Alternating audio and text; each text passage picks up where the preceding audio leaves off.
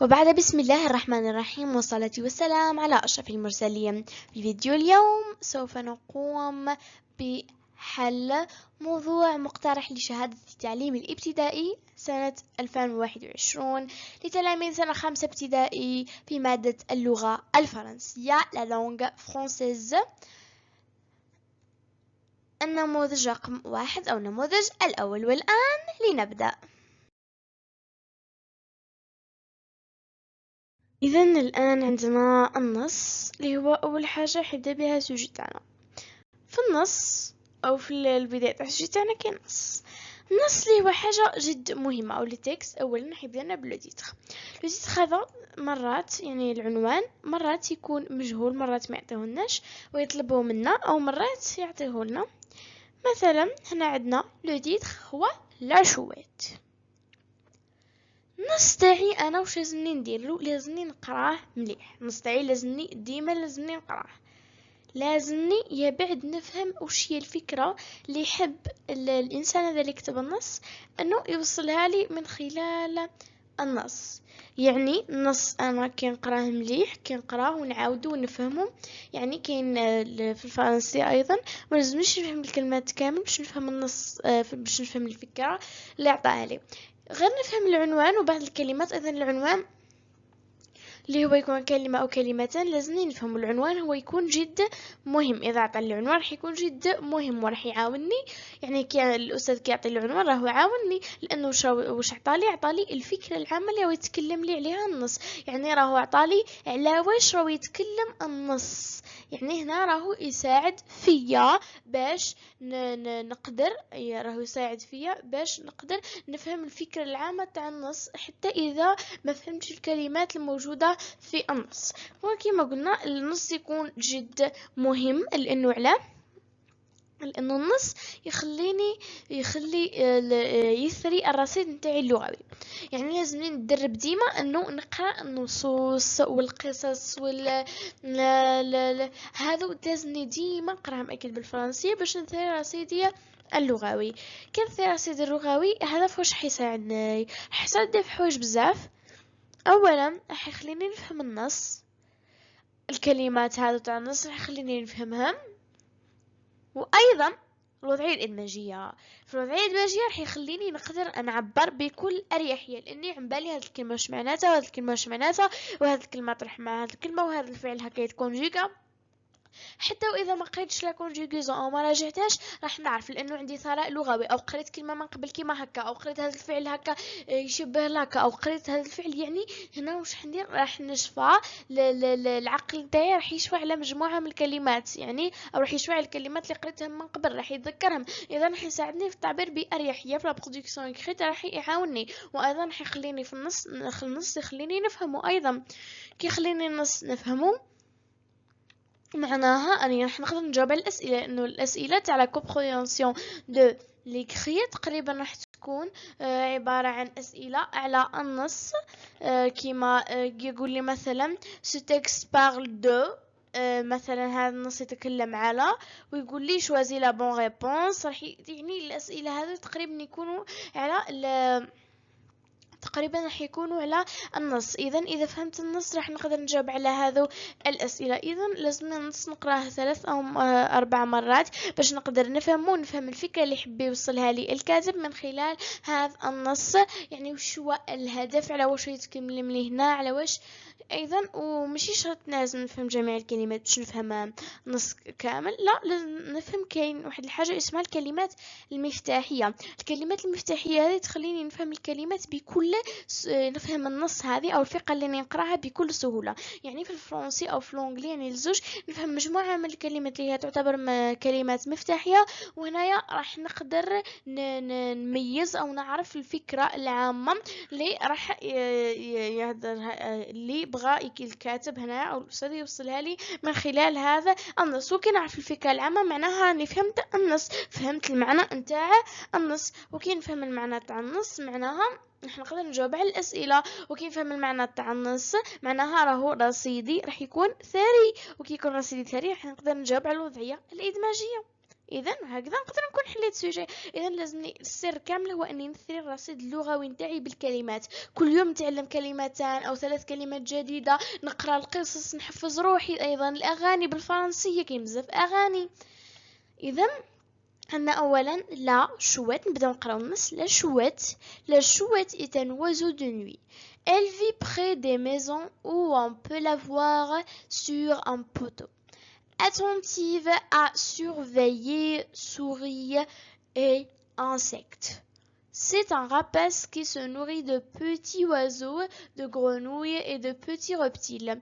La femelle dépose 3 à 5 œufs dans un nid dans la cavité d'un arbre et les couve pendant que le mâle trouve la nourriture. Dans un premier temps, les petits sont nourris avec des insectes, par la suite avec de petits mammifères. Donc, le nihaya الآن نهاية قالي tous les rapaces nocturnes se ressemblent. Ils ont un œil très sensible, de gros yeux, un bec très large et un plumage fin, le bord découpé des ailes permet un vol silencieux. الآن بعد ما قرينا النص راح نبداو نشرحو في النص. لا شويت اللي هي البومة، نقدروا نقولوا لا شويت أو ليبو.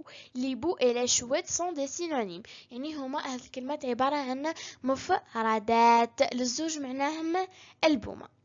عندنا لا شويت is un oiseau de nuit. البومة هي حيوان أو هي طائر ليلي. Elle vit près des maisons où on peut la voir sur un poteau. تعيش بالقرب من المنازل حيث يمكننا رؤيتها على عمود. Attentive à surveiller les souris et les insectes. وتكون حريصة على مراقبة الفئران والحشرات لأنها أكلة حشرات. C'est un rapace qui se nourrit de petits oiseaux, de grenouilles et de petits reptiles. هي طائر جارح يتغذى على الطيور الصغيرة والضفادع والزواحف الصغيرة. La femelle dépose 3 à 5 œufs dans un nid dans la cavité d'un arbre et les couvre pendant que le mâle trouve la nourriture. يعني أنثى البومة اللي هي la femelle أنثى البومة تضع من 3 إلى 5 بيضات في عش، وهذا العش تاعها يكون في الجويف تاع شجرة وتحتضن هذه البيضات هذا، بينما الذكر هو يروح يبحث على الطعام أو الغذاء. الطيور هذه الصغيرة واش راح تتغذى أولا، أو الصغار راح تتغذى أولا بالحشرات واللي هما les insectes. Les petits sont nourris avec des insectes, après la suite avec de petits mammifères. ثم ستتغذى على الثدييات الصغيرة. Tous les rapaces nocturnes se ressemblent. Ils ont un œil très sensible, de gros yeux, un bec très large et un plumage fin. Le bord découpé des ailes permet un vol silencieux. يعني كل الطيور الجارحة الليلية متشابهة، فهي لديها سمع حساس للغاية وعيون كبيرة، عند العيون تاعها تكون كبيرة، ومنقار عريض، المنقار تاعها عريض للغاية باش تقدر تصطاد وتاكل الحشرات، وريشها ناعم، ريش تاعها يكون ناعم، والنعومة تاع الريش تاعها هذا يسمح للأجنحة نتاعها أو يسمح لها هي كي تطير بأنه الرحلة تاعها أو الأخر تاعها الطيران نتاعها راح يكون كيما نقولوا هادئ أو كيما نقولوا منسجم، يعني انفول يعني طيران سيلونسيو معناها هادئ، يعني يسمح لها بطيران هادئ، يعني النعومة تاع الريش تاعها تسمح لها بطيران هادئ. الآن نبداو بالسؤال الأول اللي عندنا comprehension de l'écrit اللي كيما نقولوا البناء الفكري، يعني هنا كلش راح يكون على النص، كلش الأسئلة هذو كامل راح يكونوا على النص. coche la bonne réponse يعني كيما نقولوا شطب الإجابة الصحيحة. La chouette est un oiseau، البومة هي طائر. diurne معناها نهاري. أو هو طائر نوكتورن معناها ليلي. هل هو يومي أو ليلي؟ عندنا أولا أو نهاري أو ليلي. لا شويت est un oiseau de nuit. هنا وش قال لي؟ لا شويت البومة هي طائر ليلي. وش قال لي؟ قال لي يعني تعيش في الليل. نوي هو الليل. أيضا وش قال لي؟ قال لي تو لي غابس نوكتورن. قال لي نوكتورن معناها ليلية. إذا هنا الإجابة راح تكون نوكتورن. لا شويت est un oiseau nocturne. يعني البومة هي طائر نوكتورن معناها ليلي، يعني يعيش في الليل أو يقوم بالتغذي، يقوم بالطيران، يقوم يعني النشاط تاعو كامل في الليل. والآن وش عندنا قال لي لو دوزيام اكزرسيس. في لو دوزيام اكزرسيس في التمرين الثاني قال لي شوازي لا ريبونس جوست، اختار الإجابة الصحيحة. عندي قال لي ان غاباس نوكتورن يعني طائر جارح ليلي، هو طائر يصطاد نهارا أو يصطاد ليلا. لو جور النهار، لا نوي الليل. La chouette est un oiseau de nuit. Elle vit près des maisons où on peut la voir sur un poteau attentive à surveiller souris et insectes. يعني هنا وش قال لي البومة هي طائر ليلي، يعني يصطاد ليلا أكيد. هذه الأولى. عندنا لا نوي. أما بالنسبة للتمرين الثالث عندنا répond par vrai ou faux. أجيب بصحيح أو خطأ. La chouette se nourrit de petits oiseaux, de grenouilles et de petits reptiles. يعني البومة تتغذى على الطيور الصغيرة، الضفادع والزواحف الصغيرة. Elle dépose ses œufs sur le poteau. يعني هي تضع البيض تاعها على العمود. أولا أو الجملة الأولى سي فغي أو صحيحة، لأنه هنا وش قال لي هي طائر جارح يتغذى على الطيور الصغيرة والضفادع والزواحف الصغيرة.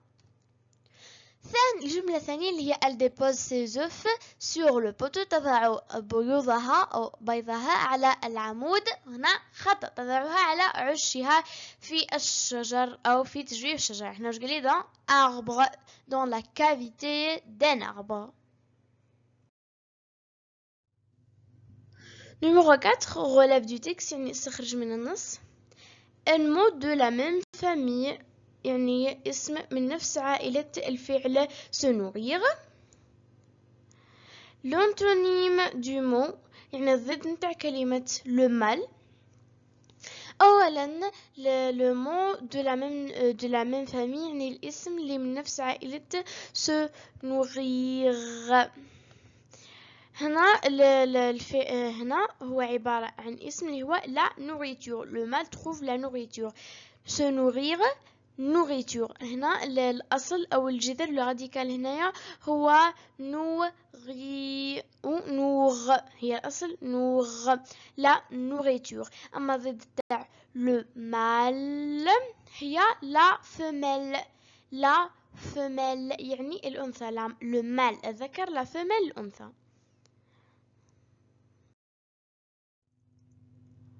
والآن مع التمرين الخامس. قال لي complète.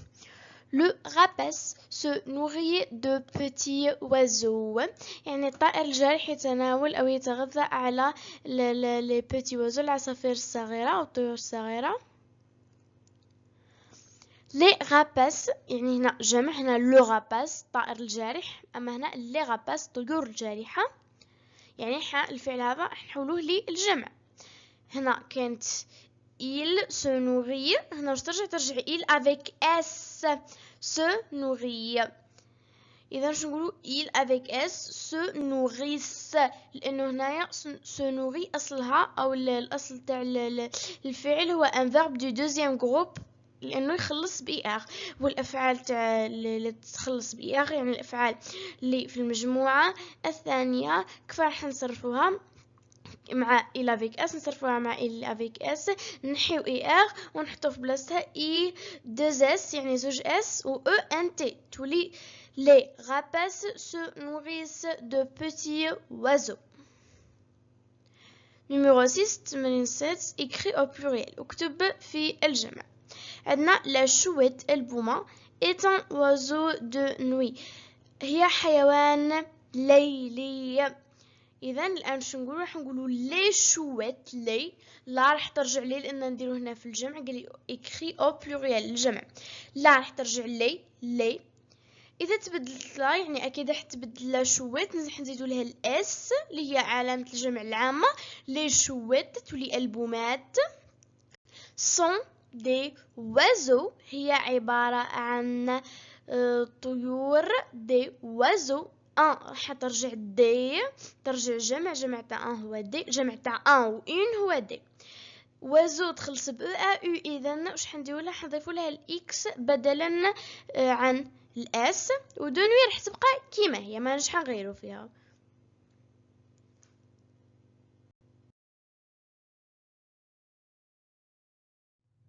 وعندنا الان لا برودكسيون écrite الوضعيه الادماجيه. Ton école a organisé une visite au parc animalier où tu as vu beaucoup d'animaux. Au retour de cette visite, le directeur a lancé un concours du meilleur recueil de textes documentaires sur des animaux pour enrichir la bibliothèque de l'école. يعني هنايا المدرسة تاعك نظمت رحلة لحديقة الحيوانات، وقد رأيت الكثير من الحيوانات. وكما نقولوا عند العودة من هذه الرحلة قام المدير كما نقولوا مسابقة لأحسن دوكيومنتير، كما نقولوا تعبير أو نص وثائقي حول الحيوانات لإثراء المكتبة المدرسية. إذن هنا وش عندنا؟ قال لي بعد هذا النص هذا أو السياق tu as décidé يعني قررت tout comme tes camarades كما الزملاء نتاعك de classe de participer باش تشاركوا في هذه المسابقة أو في هذا الكونكور. alors écris un texte إذن اكتب نصا من 4 إلى 5 جمل dans lequel tu présentes l'animal que tu as aimé، تصف فيه الحيوان الذي أحببته في حديقة الحيوان أكيد. n'oublie pas de لا تنسى employer la troisième personne du singulier، يعني ما تنساش تستعمل la troisième personne du singulier اللي هي il. شو نقولوا je tu من بعد il la troisième personne du singulier معناها الضمير المفرد الثالث، لأنه عندنا 3 ضمائر مفردة وثلاث ضمائر جمع اللي هما المفردة اللي هي في singulier عندنا je tu il avec il ou elle، وعندنا الجمع الآن هي nous و vous و il avec s و elle avec s. الآن conjuguer les verbes au présent de l'indicatif يعني نصرفوا الأفعال في زمن الحاضر البسيط. وميتر لا بونكتواسيون ما نسوش نديرو العلامات الوقف على بلاس كونفينابل في المكان الصحيح. والآن عندنا لا بواط اوتيل اللي هي يعطيها لي في كل فعل مجيء او كان بعض الأحيان ما يعطيهاليش. عندي أولا قالي اد توا دو لا بواط اوتيل suivant تعطاني علبة كيما نقولوا علبة أدوات تحتوي على مجموعة من الكلمات، فيها 3 أنواع من الكلمات. دي نون يعني كيما نقولوا أسماء، دي فيرب اللي هما الأفعال، ودي زادجيكتيف اللي هما الصفات اللي ممكن يساعدونا في إنه نحرروا الوضعية الإدماجية.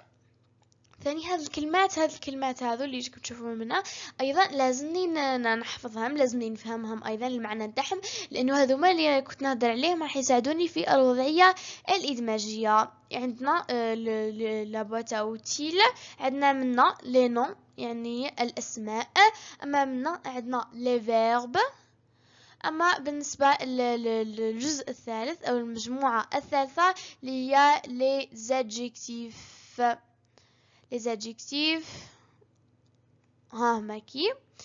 اولا راح نبداو بلينون، راح نبداو بالاسماء. عندنا اولا عندنا جيراف الزرافه، لو لابون الارنب، لو ليون الاسد، لا غازيل الغزاله، اتابل الاسطبل، فوري الغابه، سافان سافانا، جونغل اللي هي ايضا معناها الغابه. خوا عندنا اللي الحليب، إرب العشب، فيوند اللحمة، بات معناها الأرجل، بارك زولوجيك. أيضا عندنا أبيتي بالنسبة للأفعال، أبيتي مونجي فيفغ بوار سو نوريغ أترابي يمسك دوني يعطي أليتي ديبوزي. عندنا أيضا أبيتي معناها يعيش أو يسكن، مونجي يتناول، vivre يعيش، boire يشرب، se nourrir يتناول أو يأكل. nocturne يعني ليلي، diurne معناها يومي أو نهاري، herbivore carnivore و insectivore. هما ثلاث أنواع من الأكلات. عندنا أكلات أو الحيوانات العاشبة herbivore، اللحمة carnivore، أكلة الحشرات insectivore. domestique و sauvage يعني أليف ومتوحش. وعندنا الآن العنوان، راح نتكلموا على لا جيراف. أولا راح نتكلموا على لا جيراف. راح نبداو. لا جيراف est un animal sauvage, herbivore. Elle vit dans les savanes d'Afrique. Elle se nourrit de feuilles d'arbres. Sa peau est rousse avec des taches marron. Elle a aussi un long cou et une petite tête. Ses pattes sont fines et longues. La girafe mesure 6 mètres et pèse 800 kg. C'est le plus grand animal sur Terre. يعني هنا لعوش تكلمنا على الجيراف. اولا قلنا الزرافه عطينا عنوان. لازم اولا كي يقول يكتب لي وضع المجيء واش ندير؟ نعطي العنوان لو تيتر. اول حاجه يعني على واش راح نتكلم، لو تيتر على واش راني حنتكلم. ثانيا راح نكتب الاسم، راح نبدا نخلي فراغ نكتب الاسم تاع الحيوان اللي حندير عليه مثلا او المهنه، او احنا راح نتكلموا على الحيوان تحديدا. نكتب مثلا لو لابان، لا جيراف، المهم نكتب الاسم تاع الحيوان. نكتب اي هنا اولا نشرح التعبير، من بعد نرجع لهذه النقطه. عندنا الزرافه هي حيوان متوحش عاشب تعيش في سافانا افريقيا، تتغذى على اوراق الاشجار. سابو يعني البشره نتاعها ايغوس كيما نقولوا ضرب اللون تاعها في الاصفر افيك دي تاش مارون مع بعض البقع البنيه. الا اوسي ان لون كو لديها عنق طويل une petite tête ورأس كما نقولوا une petite يعني رأس كما نقولوا رأس صغير. ses pattes sont fines يعني الأرجل تاعها رقيقة وطويلة. la girafe mesure 6 متر يعني الزرافة الطول تاعها هو 6 متر يعني 6 مترات، وتزن 800 كيلوغرام، وهي أكبر حيوان على الأرض. هنا أولا الآن حنشرحه. بعد ما شرحنا التعبير هناك فراح نقدر ندير تعبير على حيوان معين. اولا بعد ما ندير لو تيتر، بعد ما ندير العنوان راح يكون اسم الحيوان اللي حنهضر عليه. حنتكلم على لو جيراف نكتب عنوان لو جيراف، حنتكلم على لو ليون نكتب عنوان لو ليون، راح ندير العنوان على لو غونار راح نكتب لو غونار، راح نكتب تعبيري على ليليفون حندير العنوان تاعي على ليليفون، يعني حسب الحيوان اللي راني حندير عليه. le lapin, la girafe, la gazelle, le fennec, le chat, le chien، يعني أي حيوان. نكتب العنوان. ثانيا نخلي فراغ. نبدأ أول حاجة نكتب ماجيسكول، الحرف اللي هو راح يكون ماجيسكول راح يكون كبير، اللي هو أكيد راح يكون ال. راح نكتب لو لابان مثلا، او لا راح تكون الكلمه الاولى لو لا على راح نقول لو لابان مثلا. اذا كنت حنكتب على لو لابان راح نقول المهم الاسم نتاع الحيوان، لو لابان، لا جيراف، لا غازيل، لو غونار، لو ليون. راح نكتب الاسم نتاع الحيوان اللي حنهضر عليه، هذه اولا. ثانيا نكتب اي مثلا لو ليون est un animal، هذه الجمله لازم نحفظها. نكتب الحيوان تاعي ثم est un animal، هو حيوان. La girafe est un animal. La gazelle est un animal. Le lion est un animal.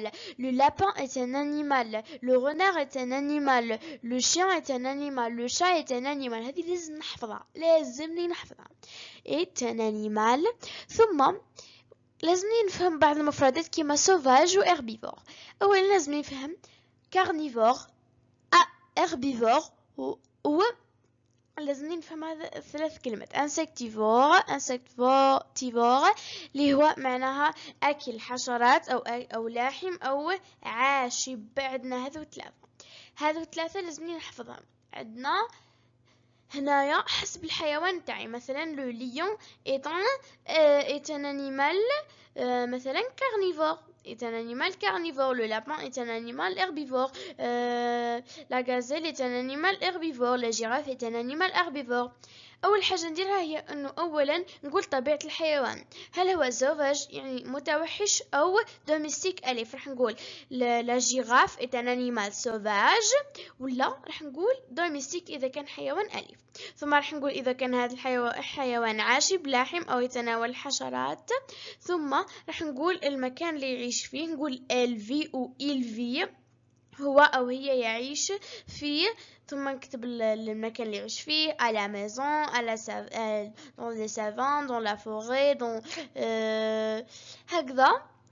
ومن بعد راح نقول على واش يتغذى، راح نقول il se nourrit أو il se nourrit، راح نقول هو أو هي يتغذى على، راح نكتب على واش يتغذى. sa peau est rousse، راح نتكلم على البشرة نتاعو أو الجلد نتاعو وش هو اللون نتاعو. اللون راح نتكلم على اللون.